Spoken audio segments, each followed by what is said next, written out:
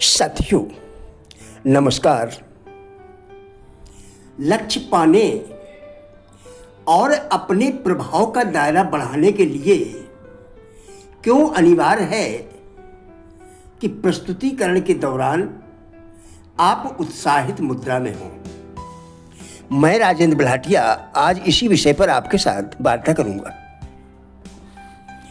हम सभी जानते हैं कि प्रस्तुतिकरण के दौरान लगने वाला डर स्वाभाविक होता है, लेकिन जब बार बार एक ही काम को किया जाता है तो हम उस काम में माहिर हो जाते हैं, आदत पड़ जाती है और वही काम आसान हो जाता है। जब आप बात करते हैं तो आप खुद को दर्शकों से जोड़ते हैं, न केवल उनकी बुद्धि से बल्कि उनकी भावनाओं से भी। आप अपने शब्दों से जितना जादू चलाएंगे, आप लोगों से उतना ही मजबूत संबंध बना पाएंगे। जितनी खूबी से आप अपना संदेश लोगों तक पहुंचा पाएंगे, उतनी ही अधिक सफलता आपको हाथ लगेगी। दर्शकों से वो प्रतिक्रिया पाने में जिसकी आप उम्मीद लगाए बैठे हैं, यह संबंधों को विकसित करने और लोगों के जीवन में महत्वपूर्ण परिवर्तन लाने का आवश्यक चरण है। संबोधित करते समय चाहे सुनने वाला एक व्यक्ति हो या कमरे में इकट्ठे अनेक व्यक्ति,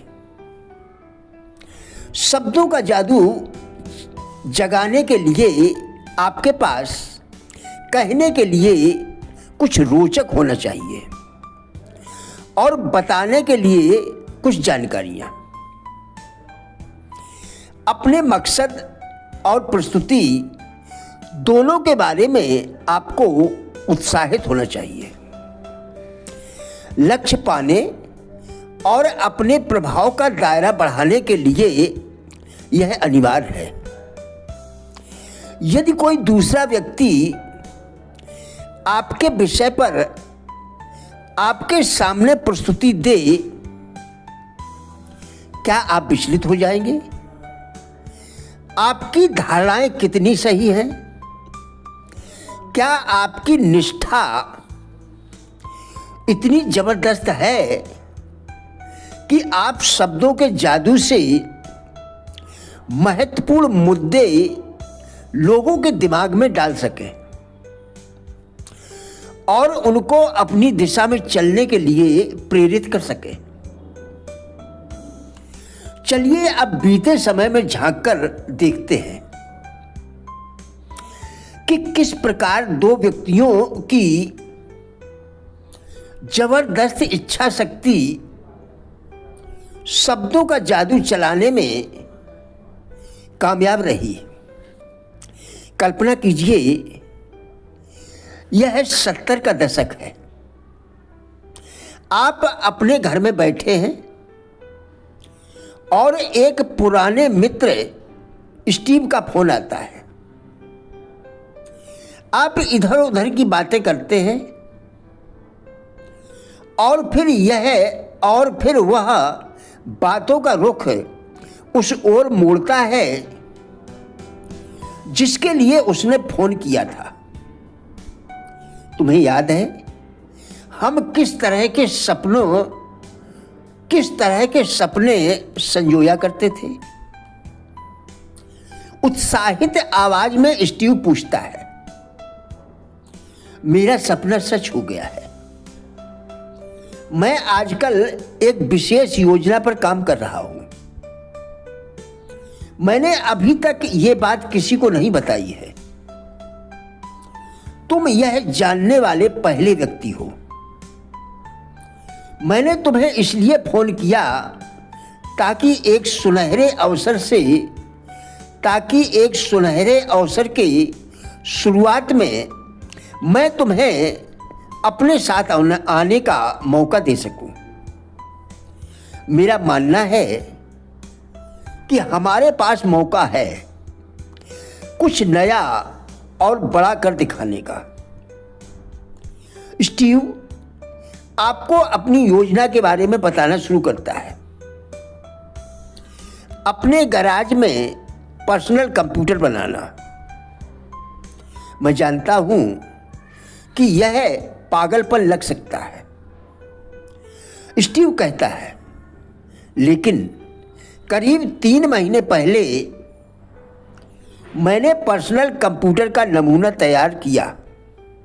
मुझे विश्वास है कि 2000 के अंत तक हर घर में एक कंप्यूटर होगा। स्टीव को पूरा भरोसा है कि उसके द्वारा घर में बनाया गया पर्सनल कंप्यूटर बिकेगा। उसे एक धुन सवाल है और वह उस पर केंद्रित है। बातचीत के दौरान आपको मालूम होता है कि स्टीव अभी तक अनछुए बाजार को निशाना बनाना चाहता है और उसका मानना है कि यह आविष्कार एक दिन लोगों की आंखों का तारा बनेगा। स्टीव अभी अपनी बात कह चुका तो उसने कुछ बोला। सवाल किए, क्या तुम मेरे साथ काम करना चाहोगे? मैं जानता हूं दूसरे खतरे हैं, इसमें खतरे हैं। ये भी संभव है कि तीर निशाने पर न बैठे। फिर भी हम दोनों साथ में यह कर सकते हैं। तो क्या मैं इसे तुम्हारी हाँ समझूं? फैसला आपको करना है। भविष्य दृष्टा कुछ ऐसा करके ही ऊंचाइयों को छूते हैं। प्रिय साथियों, हमारा उद्देश्य इन वीडियोस के द्वारा लोगों में जीवन के प्रति सकारात्मक दृष्टिकोण एवं जिज्ञासा पैदा करना है।